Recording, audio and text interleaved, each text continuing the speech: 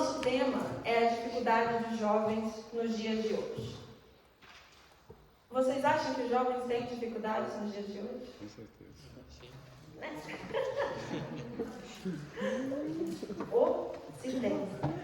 Para além de dificuldades econômicas, socioeconômicas, emocionais, temos também dificuldades espirituais.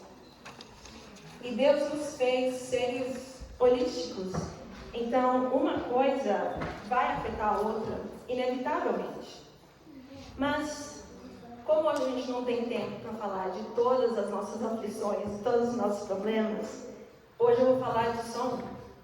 E para isso, vou precisar da ajuda do nosso melhor amigo. E quero convidá-los a todos a chamá-lo comigo. Vamos orar? Querido Espírito Santo, pedimos hoje, mais uma vez, a Tua presença aqui nessa igreja.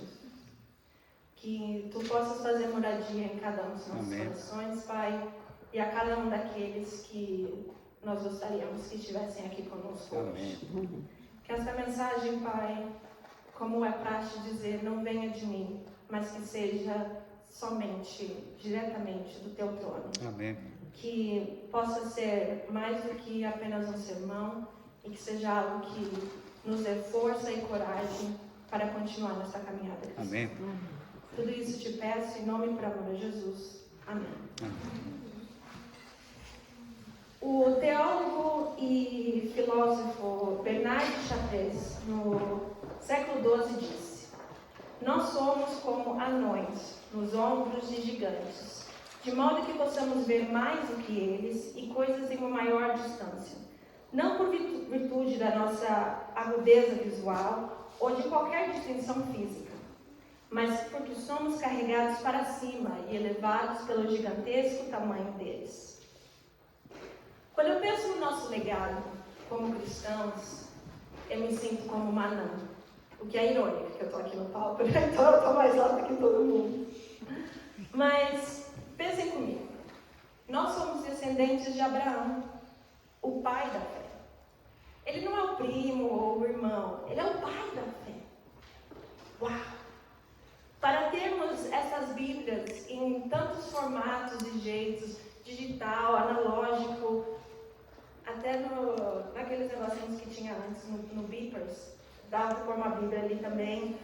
E temos tudo isso porque tanta gente deu a sua vida para isso. Somos a igreja remanescente, com fundadores como Ellen White, que tanto sofreu e escreveu pela suprema causa de Cristo. O nosso mundo viu tantos heróis e heroínas da fé, viu até o próprio Deus. E agora? E agora sobrou a gente, né?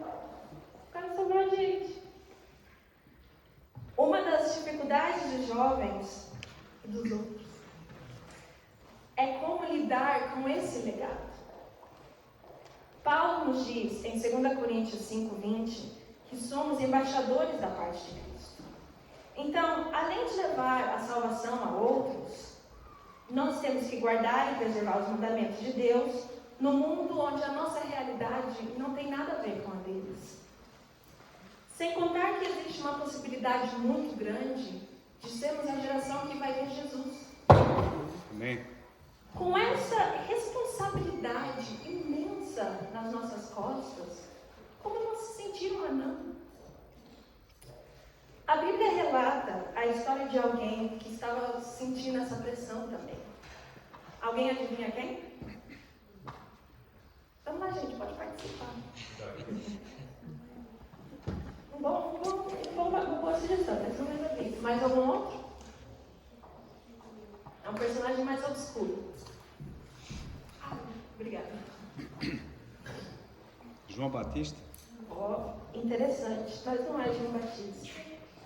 Apesar de não ser um jovem nessa parte da história, quer dizer, vocês que me digam, se você vive até 110 anos, 80 é jovem? Não, daqui não está mal. Mas hoje vamos falar de Josué.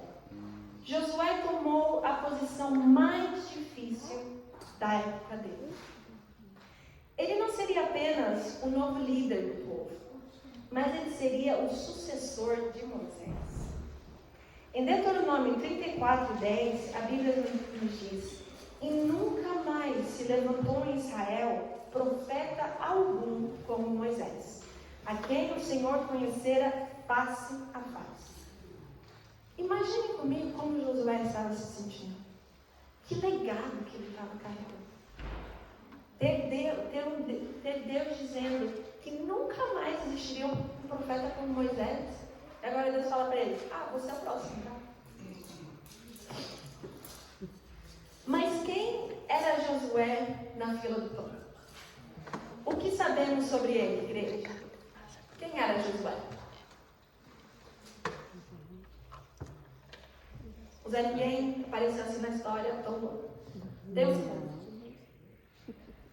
Diga. É verdade. Então Josué, ele era. Nós sabemos que ele nasceu no Egito. Sabemos que ele era um comandante militar. Foi um dos 12 espias. Era assistente de Moisés. E estava com Moisés quando Moisés recebeu os 10 mandamentos. Então, ele já tinha um CV espetacular. Já estava ali com umas coisas fantásticas. Mas agora, neste momento, ele era um homem com medo, se sentindo indigno e despreparado. Vemos isso logo no primeiro capítulo do seu livro. Deus, como conhecedor íntimo do coração humano, fala para Josué tudo o que ele precisava ouvir. O verso 5 começa assim, se vocês quiserem acompanhar, Josué 1, verso 5. E diz assim: ninguém te poderá resistir todos os dias da tua vida. Ou seja, a noção de um inimigo desapareceu. Nada mais externo, era um obstáculo. Porque em Deus faremos proezas, porque Ele é que pisará os nossos inimigos. Nós vemos isso no Salmo 60, verso 12. Vocês já pensaram em entrar numa batalha onde o adversário é mais experiente, mais forte, mais inteligente, mas mesmo assim, você sabe que você vai vencer? Já pensou uma coisa dessa? E por que ele tinha essa certeza? Porque Deus disse para ele: como fui com Moisés, assim serei contigo. Não te deixarei, nem te desampararei. No trimestre passado, estávamos falando sobre fidelidade. E na primeira lição dos jovens, falamos como Deus foi o primeiro doador. E vemos isso aqui com Josué. Porque o que ele fez para Deus? Para Deus falar isso para ele? Foi pelo seu currículo? Os anos de experiência? O que nós fizemos para merecer o sacrifício de Jesus? Nada. Não fizemos nada.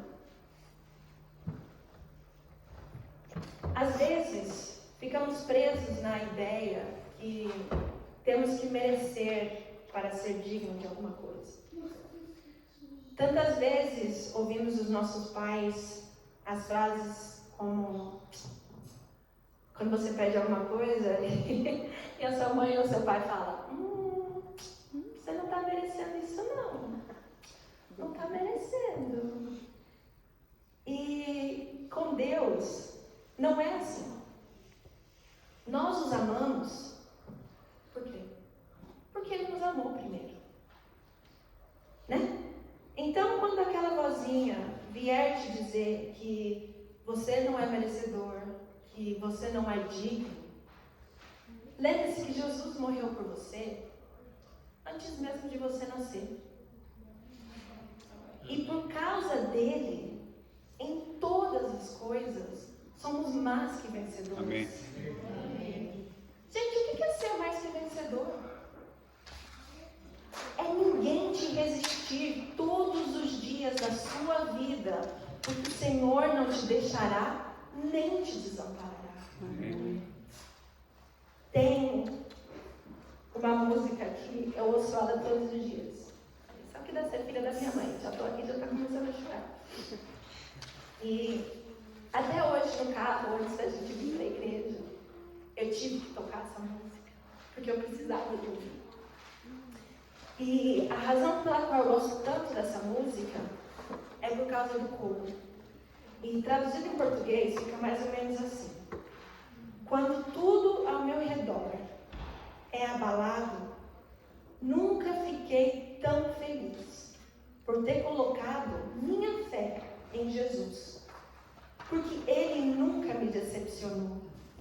Ele é fiel de geração em geração. Então, por que Ele falharia agora? Não vai. Ele não vai falhar. E é nessa certeza que depositamos todas as nossas falhas e inseguranças. Eu sei que eu falho e vou falhar, mas Ele nunca, em circunstância nenhuma. No próximo versículo, no versículo 6, Deus pede algo de Josué. Algo que numa primeira leitura parece simples. Ele diz: esforça-te e tem bom ânimo. Parece fácil, né? Mas na sociedade em que vivemos, é difícil obedecer a esses pedidos. Esforça-te, em outras palavras, quer dizer, dá o teu melhor. Olha, duas vertentes desse pensamento dividem o nosso mundo agora. Existem aqueles que acreditam na meritocracia. Lembram do que eu falei antes de ser merecedor?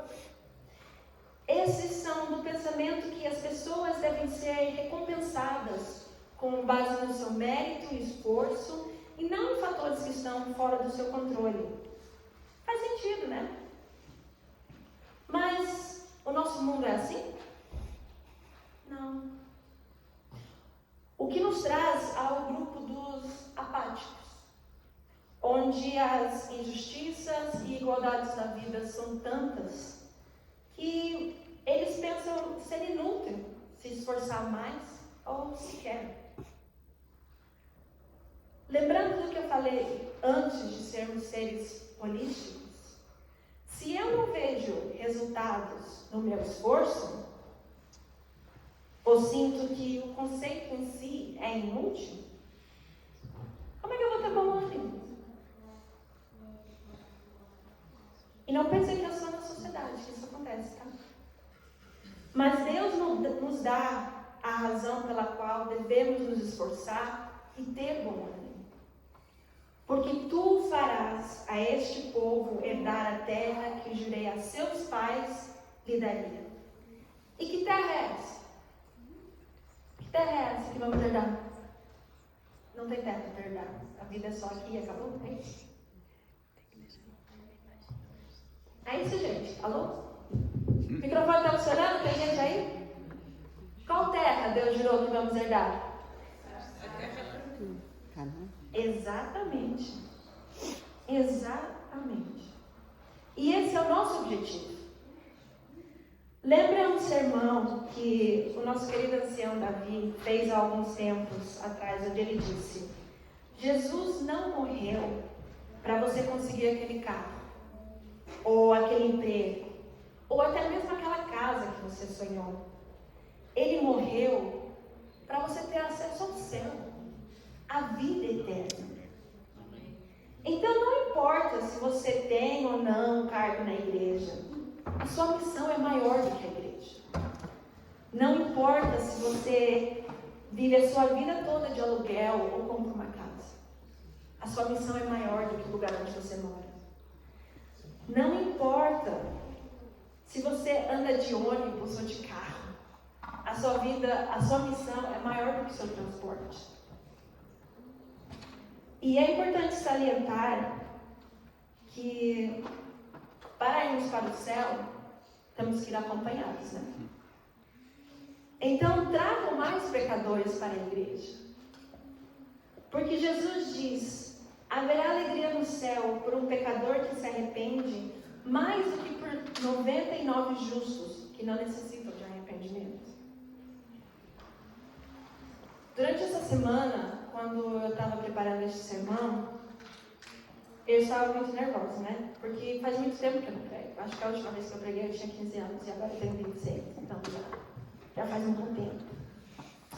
E o Conor me disse assim: mas Bia, você prega todos os dias.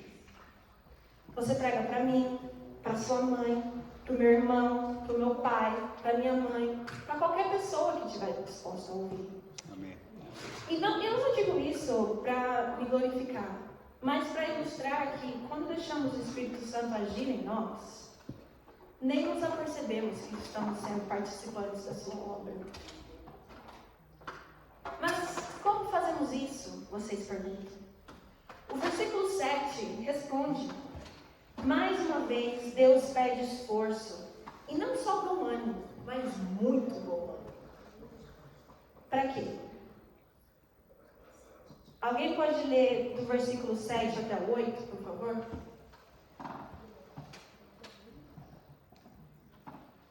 Então somente esforça-te e tem muito bom ânimo para teres o cuidado de fazer conforme toda a lei que o meu servo Moisés te ordenou. Dela não te desvies nem para a direita nem para a esquerda, para que prudentemente te conduzas por onde quer que andares. O 8 também. Não se aparte da tua boca o livro desta lei, antes medita nele dia e noite, para que tenhas cuidado de fazer conforme tudo quanto nele está escrito, porque então farás prosperar o teu caminho e então prudentemente te conduzirás. Amém. Uma pergunta. Nós lemos a Bíblia e obedecemos os mandamentos para quê?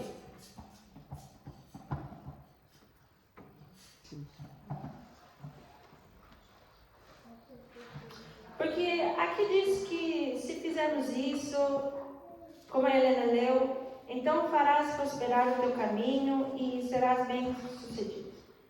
O que vocês acham? É por isso que a gente lê a Bíblia e segue os mandamentos?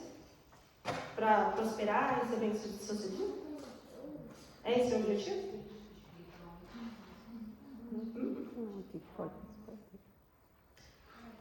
Com os nossos pais, até podemos fazer as coisas por obrigação, mas com Deus não cola. E por isso que Ele diz para nós meditarmos na palavra dele, para falarmos dela. Porque quanto mais tempo nós passamos fazendo isso, mais aprendemos dele e com ele, e mais o nosso amor por ele cresce. Porque, gente, vamos falar a verdade, Jesus é irresistível. E como não falar dos outros de alguém assim? Como não falar? O amor de Deus nos move para seguir os seus mandamentos. Não estou falando que é uma coisa fácil e imediata, mas é realmente maravilhoso experienciar a vida com Deus. É importante lembrar que a riqueza pessoal não era considerada uma medida de sucesso ou de bênção divina na cultura bíblica, mas sim a obediência a Deus e a capacidade de liderar o povo de forma justa e correta. E nisso, acho que podemos dizer que Josué foi muito bem sucedido. Afinal de contas, de todos os juízes de Israel, ele é o único com um livro só dele, né? A gente não vê o livro da Débora, sem ofensa, Débora. Mas, né, tem um livro de Josué. Mas, se tudo que eu falei ainda não afastou as dúvidas e incertezas do seu coração, vamos agora ler o meu versículo favorito. Tal como você, Josué também não estava 100%. Mas Deus lhe fez uma pergunta que, na verdade, é uma resposta. Ele diz assim: não te mandei eu? Qualquer dúvidas e medos, quando eles começarem a sussurrar no seu ouvido, lembrem disso. Foi Jesus que te pôs nesse lugar. Foi Ele que te pôs nessa posição e às vezes até nesse problema. Porque, vamos ser sinceros, se a gente já leu alguma coisa do povo de Israel, comandar aquele povo era um grande problema, né? Era mais uma dor de cabeça do que uma bênção. Então, a única solução é confiar em Deus mesmo. Porque Ele é quem está direcionando o seu caminho. E mais uma vez Ele diz: esforça-te e tem bom ânimo. Não temas e nem te espantes, porque o Senhor, teu Deus, é contigo, onde quer que andares. Para além de nos prometer a vitória, Ele nos acompanha na jornada. Amém. Não existe Deus como nosso Deus. Fala sério. Para aqueles que se acham demasiado longe, ou que já passou muito tempo desde que sentiram realmente a presença de Deus, ou acham que o seu pecado é tão grande que Deus não os aceitaria de volta, eu digo a você: o Senhor teu Deus é contigo por onde quer que vá. Não importa de onde você veio, ou o que estava fazendo, Deus está lá, do seu lado. E não para te julgar e castigar, mas para te trazer de volta. Jesus mesmo fala isso na parábola da ovelha perdida. E nós não somos ovelhas mansas que voltam numa boa. Somos casmurros e teimosos. Mas Ele fica conosco, tentando nos convencer a voltar. Gente, até que a última bolha de ar saia dos seus pulmões, o Senhor não vai parar de lutar por você. Amém. Não existe pecado, não existe inimigo que possa resistir ao nosso Deus. E voltando à história de Josué, no começo nós vimos um homem que está com medo e despreparado. Mas se vamos no capítulo 24, no versículo 12, o que ele diz? É uma frase que eu já vi na casa de muita gente. E eu acho que vocês já sabem onde eu quero chegar nessa. Numa situação com o povo, ele fala: olha, gente, decidam o que vocês querem. Mas uma coisa eu digo: eu e a minha casa serviremos ao Senhor. Então vemos uma mudança tremenda, onde ele tem certeza que não há dúvidas mais. O Senhor é o ponto. Não tem mais. Então, eu espero que essas palavras vos tenham empoderado a carregar esse legado que nós temos. Confiante que aquele que em vós começou a boa obra, Amém. a aperfeiçoará até o dia de Jesus. Amém. Amém.